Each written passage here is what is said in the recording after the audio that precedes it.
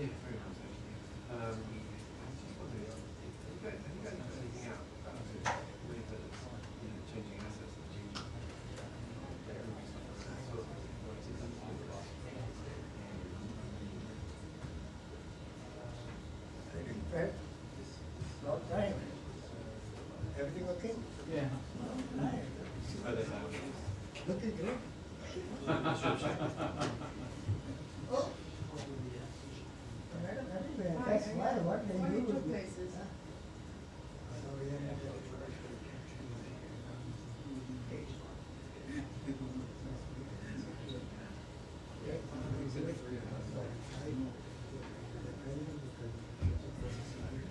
Okay, I will do that. Thanks so much. Cheers. Bye. Hey everyone, we're going to start at 2:15 today. 2:15. Thanks. Thank you, madam. Have a good day.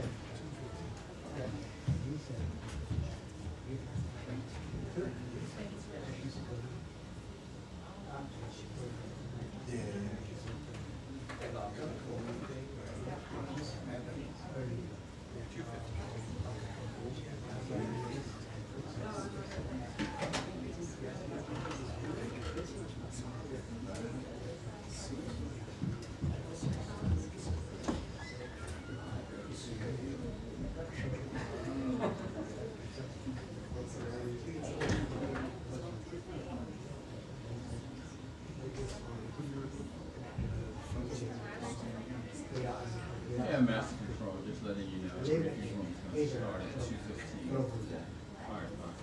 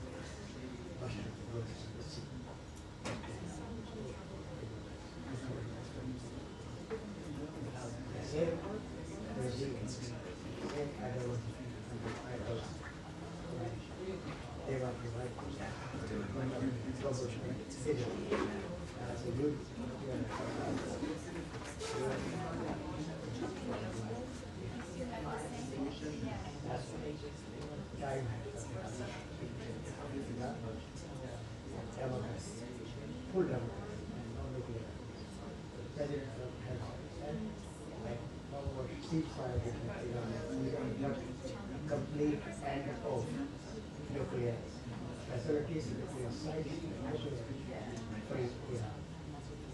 And that's possible, maybe only nuclear. I don't know. Democrats put them. Just like that's the what it's called.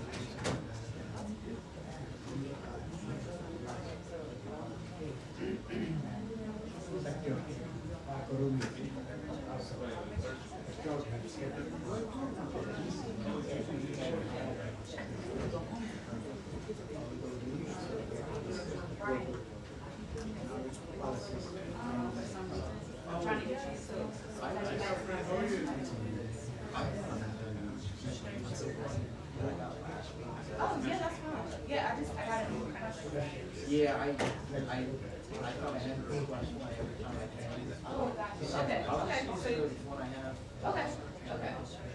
Thank you.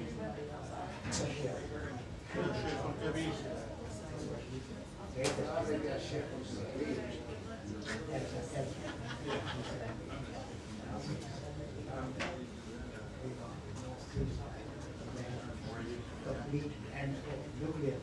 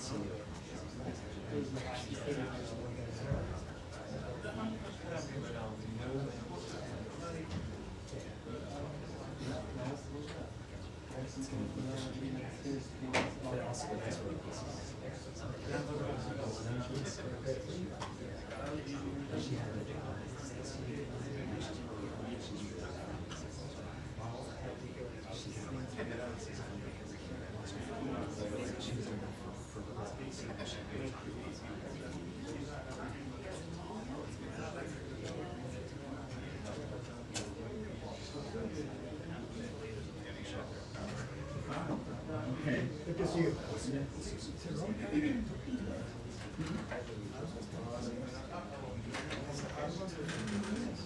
Oh.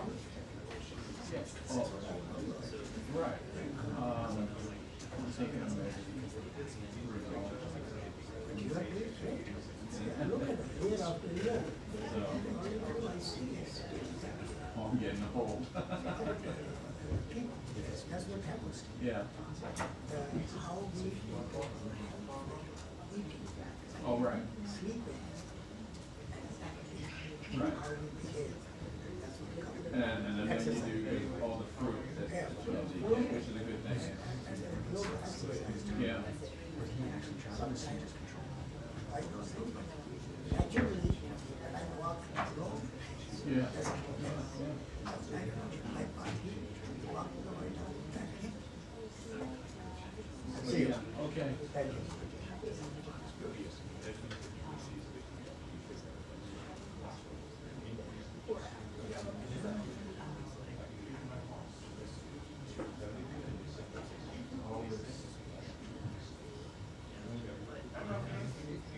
Good to see you. Good to see you. Always my pleasure.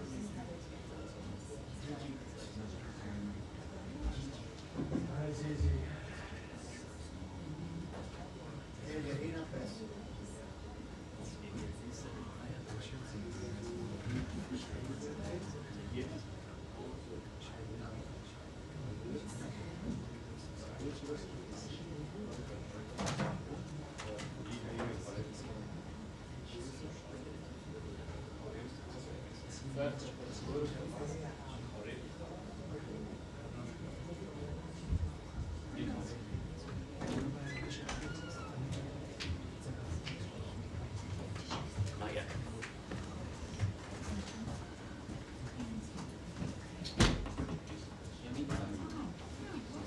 Oh, I like it.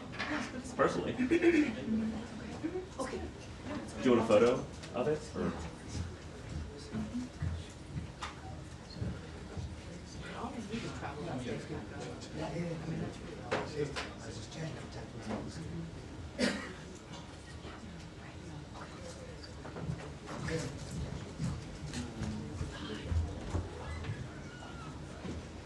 James Dewey, right? Don't worry. I was gonna say, I knew you. That's right. Good to see you. You're just back for the week. Going to Malaysia. Malaysia. Yeah, Thanks. that's the one. Thank you. Say again. So if they thought about it, I don't know if they decided one way or the other. Yeah. Nice.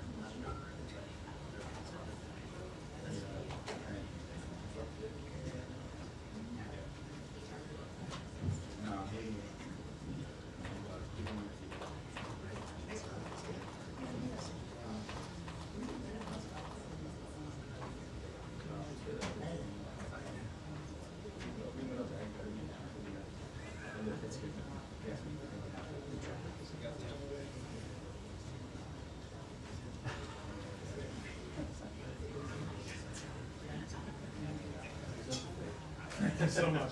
Appreciate it.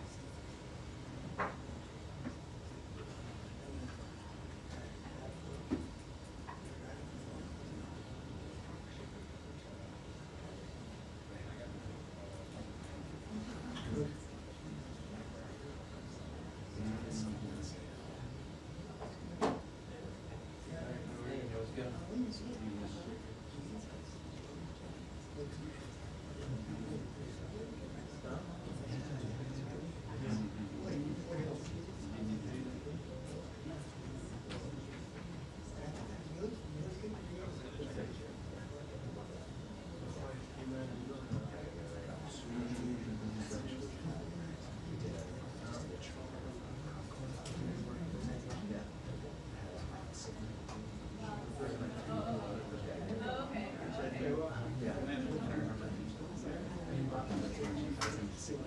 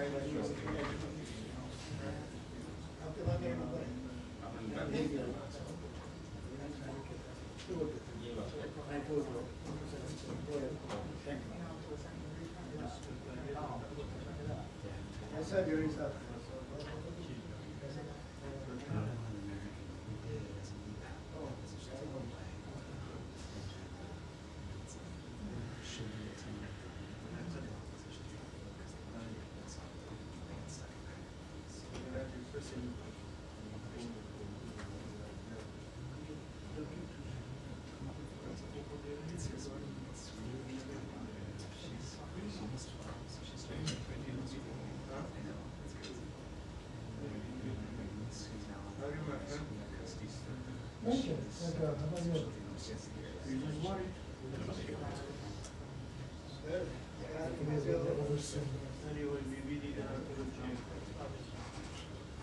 At least with something.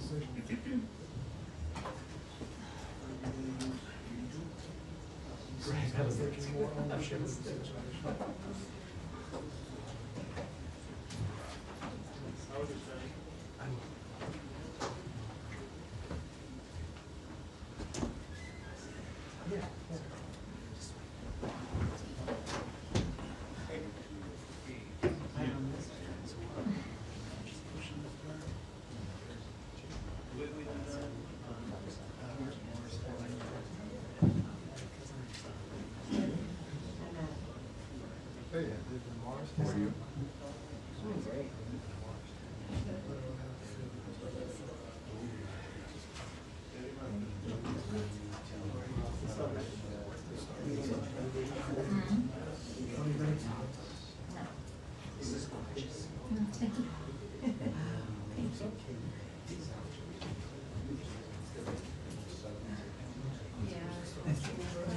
Sorry.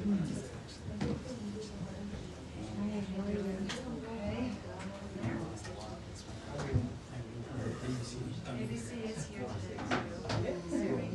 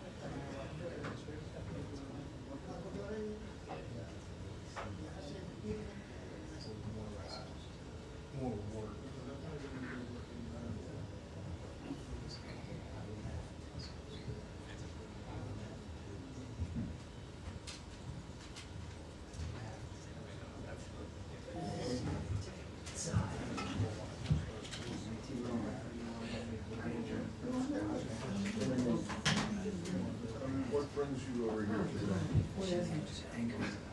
Go ahead.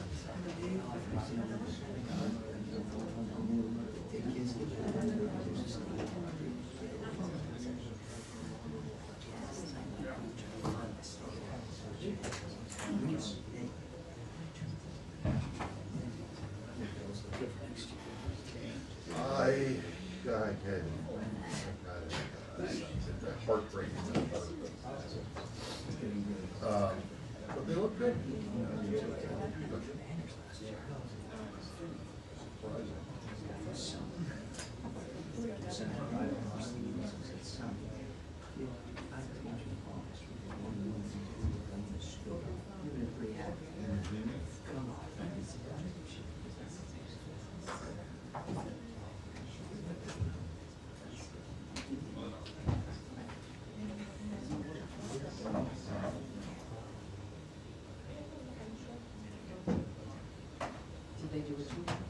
Yes. No, it's out of here.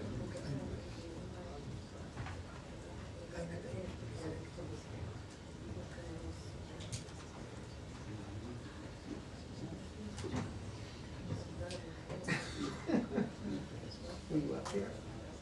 Were you up?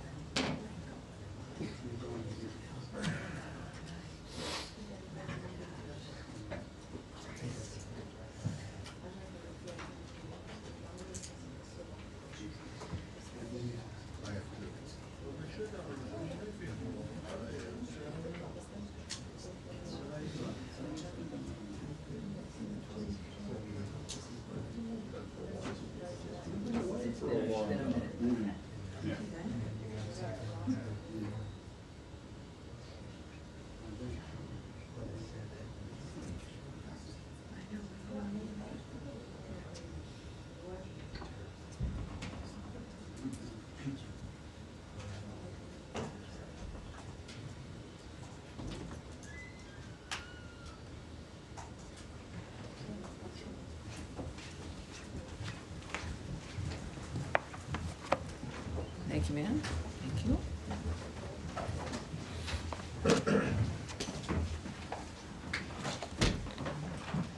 Hi, everyone. Hi. Welcome back. Appreciate you being here. Thank you.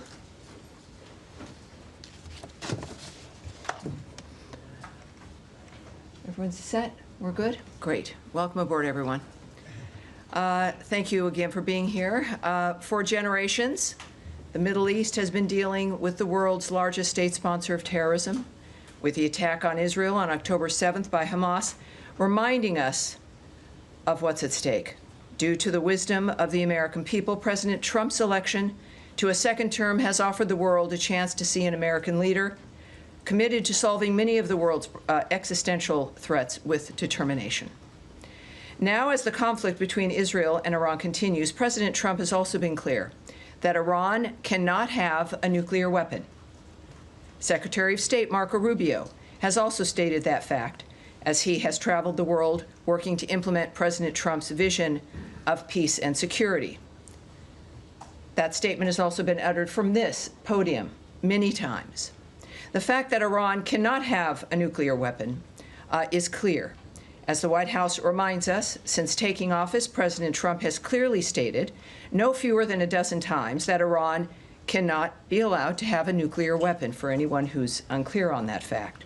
President Trump has made the same pledge no fewer than 40 times before taking office, even as far back as 2011. One of the highest priorities of the Trump administration is the safety and security of the American people.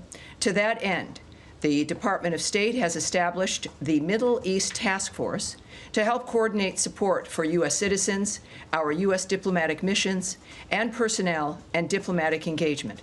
The task force is operating 24 hours a day. Over the past week, to help keep U.S. citizens informed, we have issued more than 30 security alerts to countries in the region and updated the travel advisories for Iraq and Israel. We remind U.S. citizens not to travel to Israel or Iraq and not to travel to Iran under any circumstances. We continue to monitor the complex and rapidly evolving situation on the ground as we continue to assess and address the needs of U.S. citizens. We urge all U.S. citizens to regularly visit travel.state.gov for the latest travel advisories and security updates, and to enroll in the Smart Traveler Enrollment Program, also known as STEP, to receive timely alerts and guidance from the State Department. For Americans needing assistance, and there we have a bit of the website there for you, call +1 202 501 4444. That number again is +1 202 501 4444. If you're on that website, you can also click on that red box.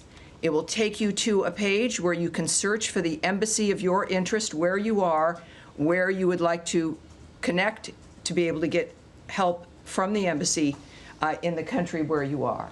And of course, the number's there as well for your closest U.S. embassy. I also want to add a couple other things here as we're dealing with this. It is certainly a rapidly evolving dynamic, but to conclude the topper here today, I want to recognize the State Department and other U.S. government teams around the world working under threat on behalf of the American people, particularly those in Israel and Ukraine, who spent another night sheltering in bunkers as they came under attack. Our priority is the safety of Americans overseas and here at home. It is the priority of Secretary Marco Rubio. It is the priority of everyone who works in this building, and the thousands of American citizens who work anonymously and whom you will never see, who are working in embassies and consulates around the world and working with those local nations to be there for American citizens and to help facilitate American diplomacy. Our priority is the safety of Americans, yes, here at home, but also overseas. We thank all of those working on behalf of the American people, all of you watching from home and from around the world. We thank you, and for everyone around the nation, we know and honor your work as we begin another briefing here, ready to take your questions. All right, yes, sir. Yes, hi, Tammy, thanks. Thanks for that. Could you give us some more details on this task force, how it's going to work, and specifically if it's going to help Americans potentially leave the region, be repatriated, or depending on the countries that they're in, and any more details you can give on that? Right. I won't be giving you, just as a reminder of how today is a little bit of a different day for the briefing. There is always things that I can't say to you. And yet we have a long back and forth. Sometimes we have a little bit of a debate. I won't engage in that today. My responses will be perhaps a bit quicker than usual, and I'll be moving around more quickly to reach as many of you as I can. There will be less that I can answer for you because of the circumstances that we're dealing with around the world. So it is, just want you to know, it's not personal, but we're working on certain things like the task force as an example. The task force is a group of people who are working, taking the calls of people, of American citizens around the world, making sure that they get connected with what they may need in that region. I won't go into the details of all that the task forces do, of course, but it's about information, making sure people here at the State Department and people that we get the information we need, but also people around the world, American citizens, get directed to the information that they may need as well. So I'll leave it at that, but this is something that the State Department does when there's a situation that requires it, and this is one of those times. Tammy, I'm sorry. Could I just ask Sure, about the Matt, phone sure, number? of course. That phone number that you get, if you call that number, which I can do right now, who do you get? You get an individual who is task force, or? No, you don't get the task force. That phone number is a general phone number. The task force is busy, but it is a separate unit that is established to take the calls to assist American citizens who call to the embassies. Particularly, you're going to be referred to embassies who can help you get what it is you need. So good question. Thank you, sir. All right. Yes, Andrea. Just a quick question. There's some specific consular needs. One in particular that I'm aware of and there may be more than one, is an American citizen in Iran, where there is no embassy, no consulate. Would that be the Swiss protectorate? Would there be other options? Is consular affairs give any advice as to what to do about Americans right now stuck in? I can't speak bad to any places? advice or information regarding individuals in Iran at this point. And what about American Israelis or Israeli Americans either wanting to come out or wanting to get back home? LL, I believe, has resumed flights in some small measure for people who, some people have kids in Israel and they were visiting the States. And they're American citizens. Is there anything that they can do? Where should they call this number? Well, obviously, if you know, and we encourage every American, when you travel, is to contact your local embassy or consulate, let them know you're there, make sure you know where they are, have those numbers, and that's what I would recommend, no matter where you're traveling, but certainly in the Middle East, is know where those entities are, know where the embassy is. So if you're in Israel, obviously it's Tel Aviv or it's Jerusalem. Are they open? Well, they will answer their phone. So there's contacts that can happen in the midst of all of this. And of course, I think that's the advice for wherever you are. But clearly, if you're in a certain area, it's obvious in this case that there are certain limitations in that region, and that contact the embassy, the one that is nearest to you, and you will, at the very least, make sure they know where you are, but also they will give you some options for the plans that you would like to make. Yes, Humaira. Tammy, I understand your limitations, but I have to ask this. I know you do. It's your job, and I appreciate that. I'm here to take questions, not necessarily always answer them. Yeah, last Yes, night ma'am. President Trump said he wants a real end, not a ceasefire. So does the United States support or pursue regime change in Iran, or are we just talking about dismantling Iran's nuclear enrichment? And would that include the United States helping Israel strike Fordo? Well, I'm certainly not going to characterize what President Trump says or tweets, for that matter. He doesn't need characterizing. He's one of the most transparent, one of the most clear individuals that we've known. I think that we can take his word for his word, but I'm not going to speculate on, in a larger sense, what that would mean. That is up to the president. He is the singular guiding hand about what will be occurring from this point forward, as he has been. And I think that dynamic is pretty clear. He says he wants an end, as he has said about every conflict that he has, as a peacemaker, worked to stop peacefully through diplomacy. That has been his commitment. And he wants these things, as he said about a number of situations, not for a month or 6 months, but durable ends to this nature of forever wars. And that has been his posture, and that's his posture now. Okay, I have an easier follow-up. Yes, ma'am. How many people... I'll take a hard one, too. I'd say. How many people so far have contacted U.S. missions in Israel or elsewhere, American citizens, seeking help to depart the country that they're in the Middle East? Yes, I won't discuss those details or the numbers involved with the embassies. Are you guys planning to facilitate charter planes to get people out or military evacuation? I will not discuss what our plans are in that regard. Yes, ma'am. Just to follow up on that really quickly. Sure. Are you guys considering at all operations that would help Americans who want to leave the region from evacuating? I know that our commitment is to the safety and security of Americans around the world. All right? Yes, sir. Yes, sir. Go ahead. Tammy, would the U.S. government like to see a regime change in Iran? First of all, I'm certainly not going to remotely address that. It would require me to speculate or speak on behalf of the president, which I will not do. What we've seen, though, is clear, is months and repeated statements that all he wants is a peaceful world.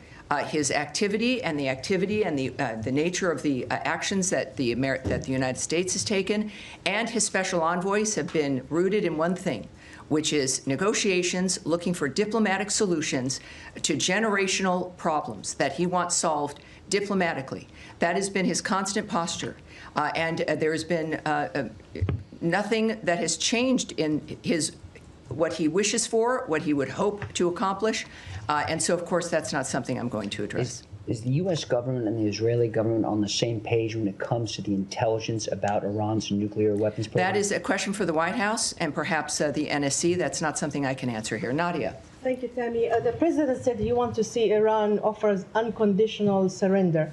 I'm not going to ask you to comment on the president's statement, but I'm going to ask you if the secretary is involved in any kind of diplomatic missions with his allies, with the Germans, with the French, trying to offer something to the Iranians as a way out. Well, I, again, would not speak on the details of any diplomatic conversations, if they occurred, between whom, what those details would be. We know, of course, the Secretary and the President were at the G7. Their constant work from the moment they came to office has been to, and certainly Secretary Rubio, was to open up conversations and to lead the world through diplomacy to make a difference. But that's the only thing that would guide me when it comes to the nature of the decisions they're making at this point.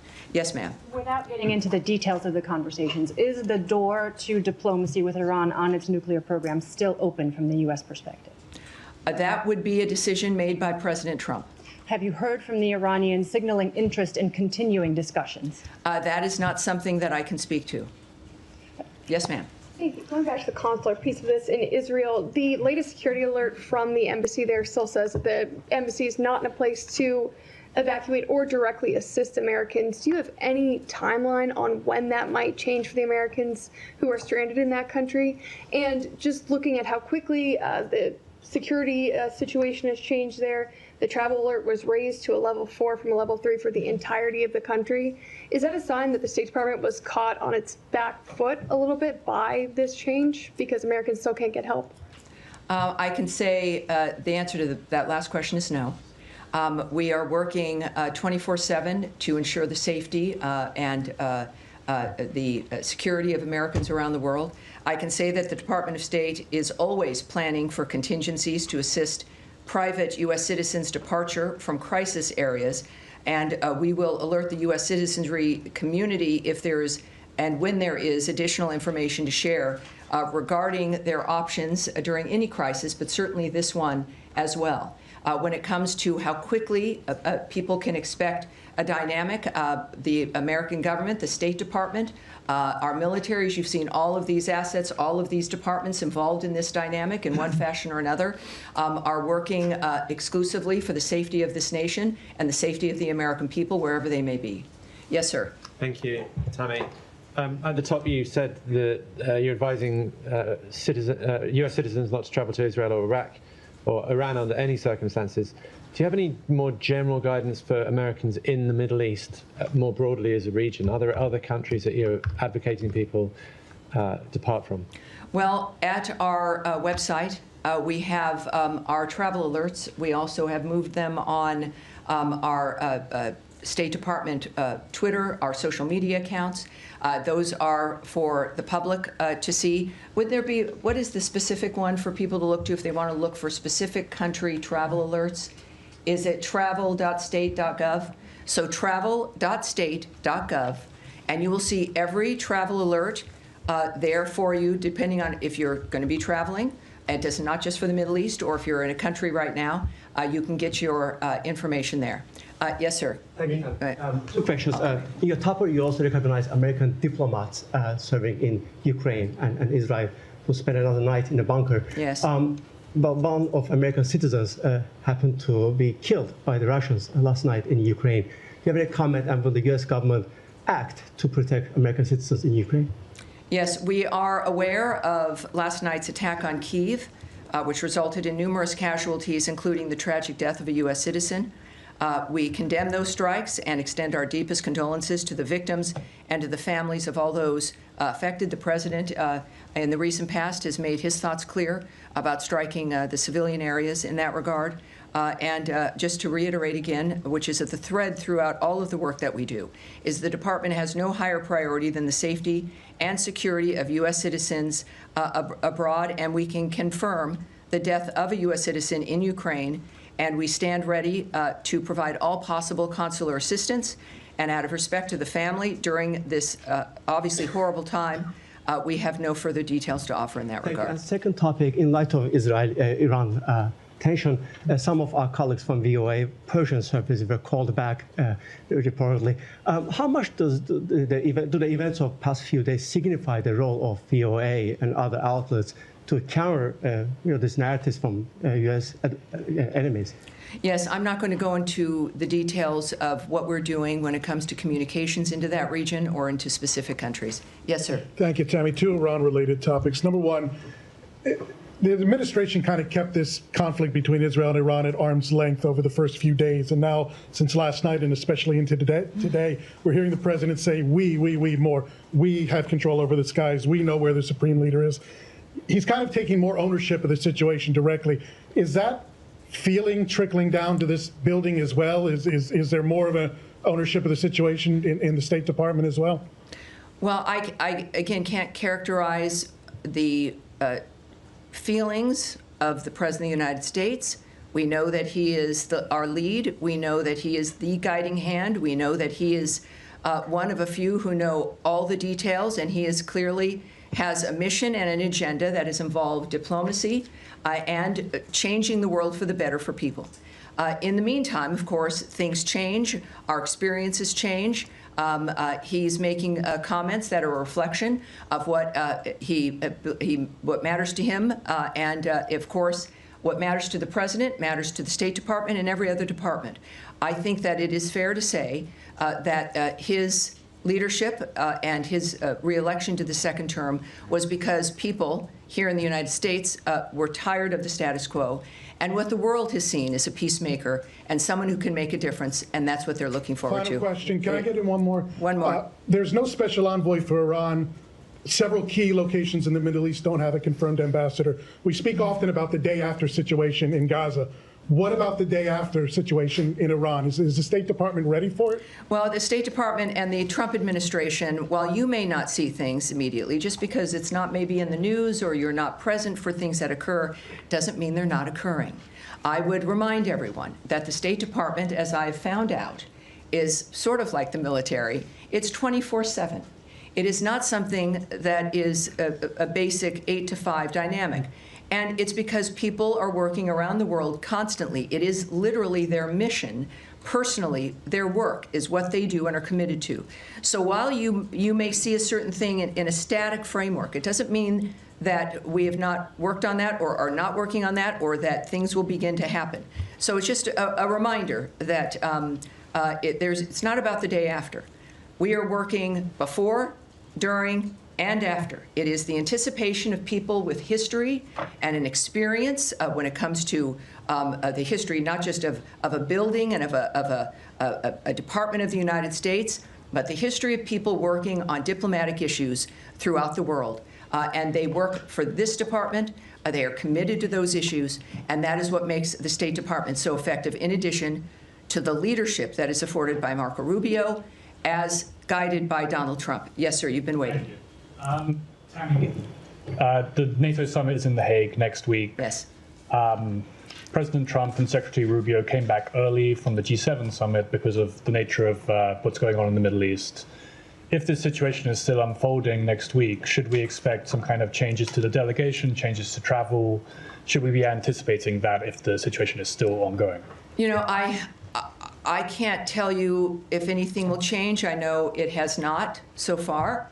But as we have experienced from day to day or even sometimes hour to hour, things do change.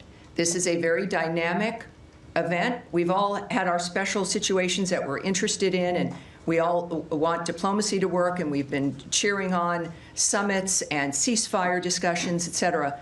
This is something that is moving, as things tend to, very rapidly. So I would say that anything is possible. But at this point in time, that is still certainly on the books. But that's going to be obviously that's a presidential trip. That's going to be up to the White House. And I'm sure will be affected by their decision making based on what they see. Yes, sir. Thanks, Tammy. 2 questions, please.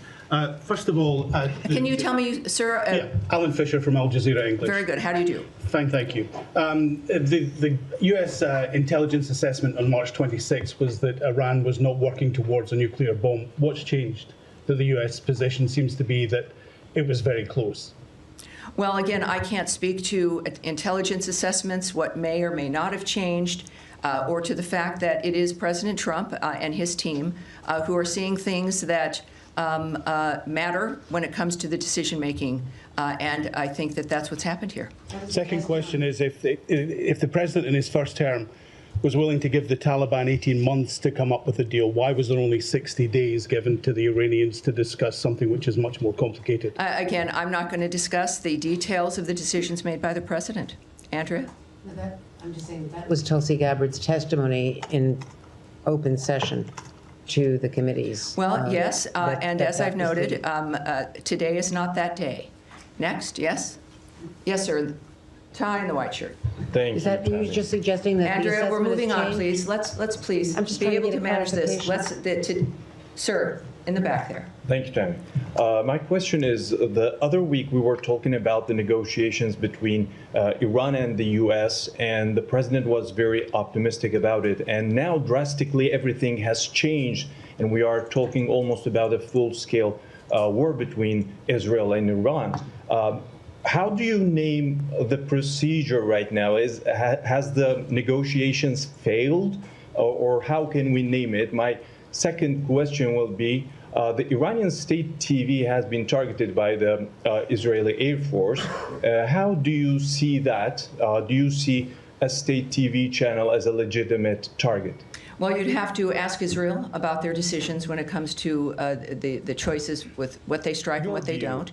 And on your first question, which now is already, what was your first question? My first question, after all this, after these escalations, how do you name well, process? I would say that you would look to the President of the United States for how he is characterizing what has occurred. And he is very open and transparent with that, and does it with his many conversations with the media and also on Truth Social. He is clearly accessible, certainly with his remarks, and he has said a number of things on social media that I think might answer your question. Yes, Saeed. Thank you. Very quick question on Gaza. Can I do that? Of course. Well, yeah, are we continuing still with it? I will come to you on Gaza, Saeed, I promise. But let's continue with the topic at hand. So yes, sir, in the back. Thank you so much, Tammy. Two questions. One question on Iraq related to Iran. Iranian-backed group Kataib Hezbollah threatens the U.S. against interfering in the Israel-Iran conflict, which they said any American intervention in the conflict would prompt the group to target the U.S. interests across the region.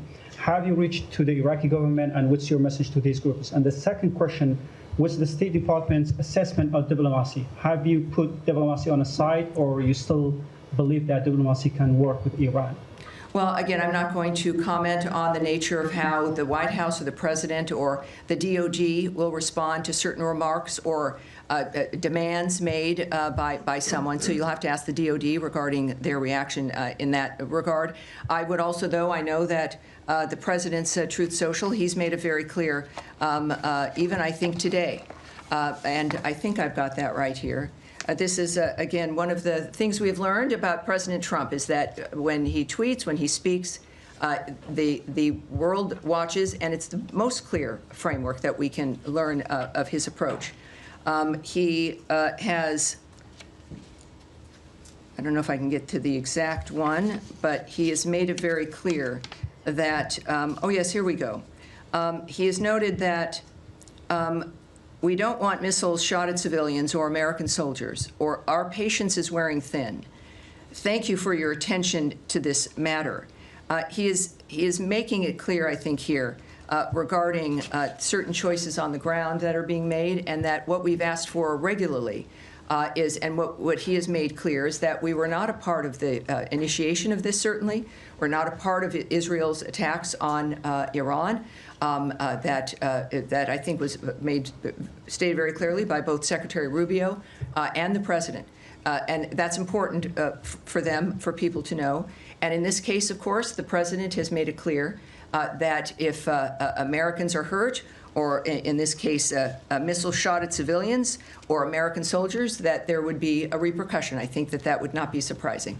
All right, we'll go back. Well, More on Iran. We'll close with you, sir. Thank you so much. Could you tell us about the role of partner countries in mediation efforts with Iran, like Mohammed bin Salman of Saudi Arabia, Qatar, and UAE?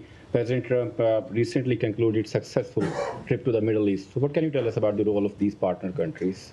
It's clearly he went with a goal in mind. He makes deals. He's the best deal maker in the world. These partners in the Middle East that we have, they understand clearly our intentions and what our goals are. Thankfully, again, to the approach and the style of President Trump. I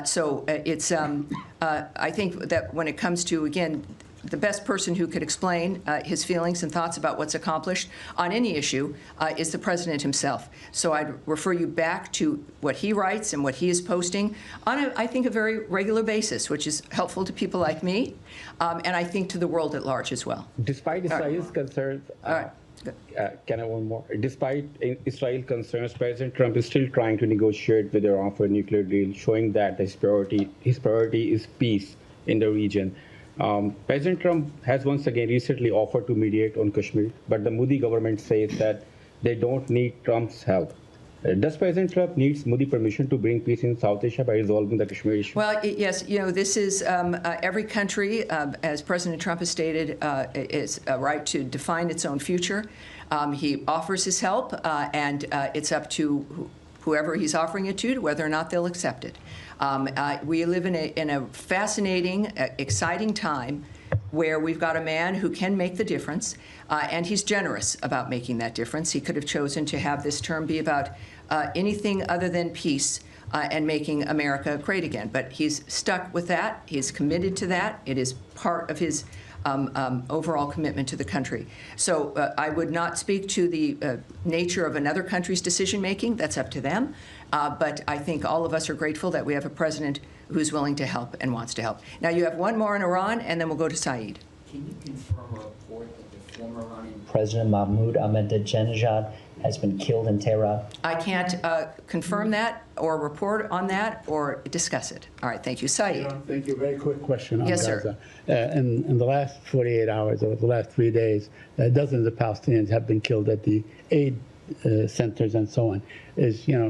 With everybody focused on Iran, this situation still garner some interest or attention from this building or from the United States of America? And are you urging the Israelis to hold off whatever the amount of firepower they're firing at these aid seekers? Well, we of course are always saddened to hear reports about any mass casualty situation or shootings. I don't know who isn't, no matter what the dynamic. The IDF has said a particular incident is under review, and that is helpful, and we'll see what their review comes up with. In the meantime, I think it is important also when it comes to the nature of the efforts to get aid and food to the Gazans. We now know, can report that the Gaza Humanitarian Foundation now is working at 4 distribution sites and has distributed nearly 26 million meals to date. So it is, again, a conversation about whether or not the State Department cares. Every day there's a demonstration. And when we think about the State Department, it's people. It's people who've committed their lives to a diplomatic life, to a life of foreign service, to a political life, to try to make the difference for the world. So we see that manifesting here. And as we also know with today's events and today's conversations, there's a reason why we need people like President Trump and the American commitment to peace abroad. All right? Yes, go ahead. Yeah, it's been reported over the weekend that the President yes. Would expand the travel ban to 36 other countries. A lot of them, from what I understand, are in Africa. There's already 19 countries that are affected by the travel ban to a different extent. Can you share any details, elements you have on this plan? I'm going to speak a little bit about it, not into the detail of what about the decision-making or the process in that regard, but we are, of course, committed to protecting our nation's citizens by upholding the highest standards of national security and public safety through our visa process in particular. as laid out in President Trump's Executive Order 14161, protecting the United States from foreign terrorists and other national security and public safety threats, the visa adjudication process has got to ensure that U.S.-bound foreign travelers do not pose a threat to the national security and public safety of the United States. That is, I think, a very low bar, and is a bar that every nation should be able to adopt. To protect the national security and national interests of the United States and its people, the Department of State and other U.S. government agencies assess other countries' security capabilities, information sharing, and identity management practices, exploitation of the U.S. visa system, such as overstay rates, and failure to facilitate the repatriation of their removable nationals. So, noting where a country, perhaps as you did, is located, the geoposition, the actual location of a country, is not a factor, or what continent that country is on. These are about very specific aspects about whether or not the United States feels it can trust the information we rely on those countries for to determine whether or not they'll get a visa. We don't, we rely on the vetting and the presentation of information from other nations in order to say, yes, you can, or you can't come. In this particular instance, I think that it's clear as we're looking at providing a period of time, countries being told if they don't get to that point where we can trust them, and they've got to change the system, update it, do whatever they need to do to convince us that we can trust the process and the information they have. So that is the goal of this. The Secretary will have the discretion to determine whether or not someone is on that list, as we then also continuously vet the nature of what's happening within these conversations. And the goal is so that we can all move forward, so that people can come to the country. And that's our goal. All right. Yes, sir. Yeah, but I don't know why you're so far in the back, Michelle, but I'm sorry. With NPR, yes. Yes. Just following up on that, there was a deadline given for these 36 countries tomorrow to come up with their action plan. I wonder if you've heard back from any of them yet? That's incorrect. I can just tell you that that's not correct. The fact is that they will have a considerable amount of time to rectify whatever the situation is that the State Department is determined is affecting the nature of our trust in how we issue a visa.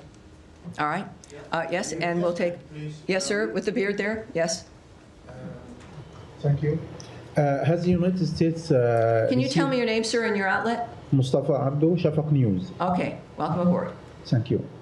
Has the United States received any official request from Baghdad to help prevent Israeli overflights in Iraqi airspace? And what is Washington's response to such a request? Again, you would need to speak to the Department of Defense and the White House regarding that. I won't speak to the details of conversations, certainly about anything of that matter involving any country. And I think that will be it for today. As we return, thank you all for your patience, and I expect to see you again later in the week. Thank you very much, everyone. Thank you. Thank you. Appreciate it.